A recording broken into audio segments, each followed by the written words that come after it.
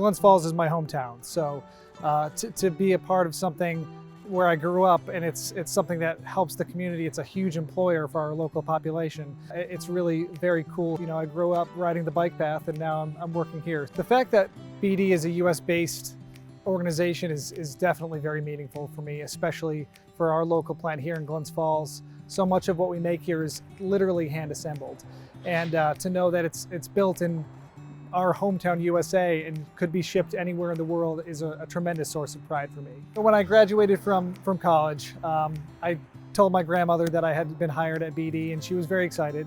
And she called me over, and so we were just kind of hanging out, and she showed me a newspaper clipping that she had from a story from the 1950s, and it was my grandfather's cousin. He used to work for it was actually the BD plant in East Rutherford, New Jersey. They made glass syringes, and they had a quality slogan competition.